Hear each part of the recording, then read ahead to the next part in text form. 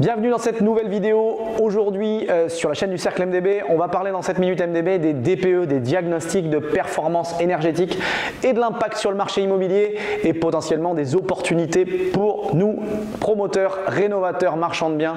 Comment faire pour utiliser les problématiques actuelles pour les mettre à notre avantage et revaloriser le parc immobilier existant.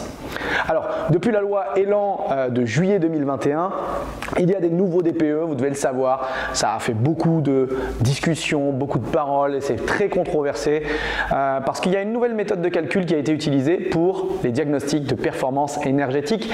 Le calcul, la méthode s'appelle la méthode 3CL qui évalue différents points, notamment l'exposition du logement, le mode de chauffage, son mode de ventilation, la déperdition thermique, etc. etc. Et elle a eu tendance, cette nouvelle notation, à diminuer les notes, donc les empirer. On a une note de A à G et à empirer les notes des bâtiments. Alors pourquoi ça a été un problème en soi? On pourrait se dire j'ai une note qui est pas bonne, peu importe, tant pis. Eh bien non, parce que ça a été contraint et amené avec également des obligations et surtout des interdictions. Alors depuis août 2022, la première chose à savoir, c'est que les bâtiments, on va parler d'abord du point de vue locatif, eh bien les bâtiments qui sont classés F et G ne peuvent plus voir leur loyer revalorisé. Donc le loyer, il est bloqué. Alors ça veut dire quoi? Ça veut dire que chaque année, lorsque vous allez devoir faire la revalorisation des loyers, eh bien, vous allez être bloqué sur les logements de catégorie F et G. Vous allez avoir un autre point à partir, qui est déjà en vigueur, pour les G+. Alors G+, c'est plus de 450 kWh par an d'énergie. Vous l'avez sur votre DPE, sur la belle grille. Les G+, depuis le 1er janvier, interdit de louer. Qu'est-ce qu'on aura prochainement? Eh bien, en 2025, ce seront tous les logements G. Donc ça, c'est depuis 2023. En 2025, les G.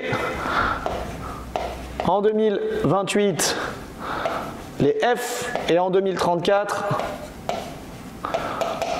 les E. Donc on a réellement un calendrier, un planning de prévision qui va dire l'absence de location, l'interdiction de louer s'applique déjà au G+, s'appliquera au G, puis au F, puis au E. Donc tous les biens, vous imaginez bien, qui sont dans ces catégories de E à G, eh bien ils vont prendre forcément une décote. Et les investisseurs locatifs, les propriétaires bailleurs d'investissement locatif comme cela, vont avoir du mal à trouver des locataires s'ils ne font pas de travaux pour améliorer le DPE. Donc là on était sur la partie location. Maintenant sur la partie vente. Alors il n'y a pas d'interdiction de vendre un bien qui a un DPE de mauvaise catégorie.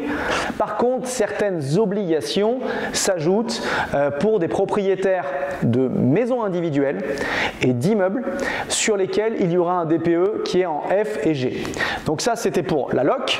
Maintenant pour la vente, donc si on est en F ou en G, depuis avril 2023, on a l'obligation de faire ce qu'on appelle un audit énergétique.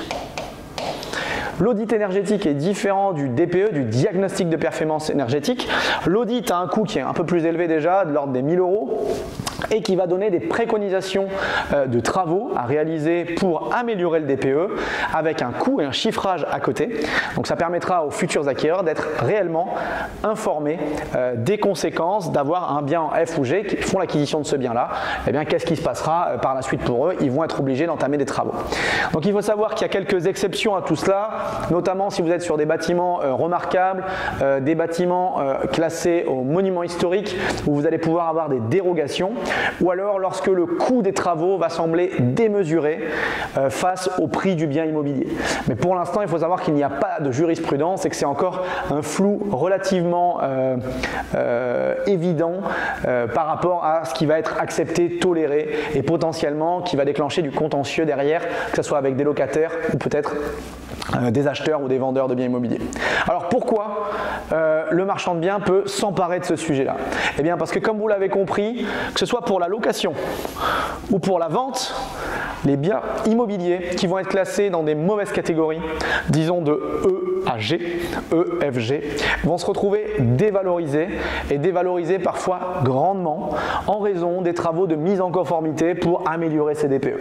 Il faut savoir que depuis que les plateformes de recherche d'annonces en ligne ont indiqué ou ont mis la possibilité d'indiquer la note de DPE dans les recherches, eh bien les biens qui sont classés en F ou en G se retrouvent quasiment invisibles de tous les sites d'annonces immobilières et du coup se retrouvent avec moins d'acquéreurs potentiels et une pression sur le prix à la baisse, peut-être de l'ordre de 15 à 20% dans certains secteurs, sachant que notamment en région parisienne, de nombreux biens se retrouvent dans des catégories de classification qui sont très mauvaises.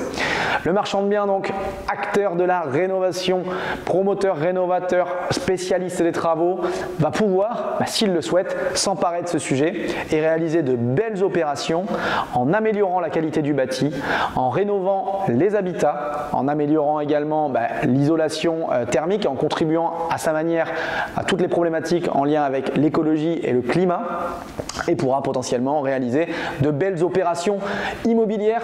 Reste à savoir qu'il faut se former à ces techniques de travaux, d'isolation par l'intérieur, de changement de fenêtres, de changement de système de chauffage ou de ventilation, et que ça ne s'improvise pas. Et vous pouvez réellement des fois penser qu'il faut faire certains travaux, mais qui n'amélioreront très peu le DPE. Au contraire, d'autres travaux vont être très efficaces pour améliorer le DPE, et je vous encourage vivement à vous former sur ce sujet, et c'est ce que font nos marchands à l'intérieur du cercle MDB. J'espère que cette vidéo vous a plu, vous a intéressé. On refera d'autres vidéos sur ce sujet parce que c'est une thématique très actuelle et vraiment du moment, et il y aura certainement des évolutions peut-être au niveau législatif ou au niveau des opérations réalisables dans les semaines ou dans les mois à venir. À très bientôt sur la chaîne du Cercle et n'hésitez pas à laisser un commentaire.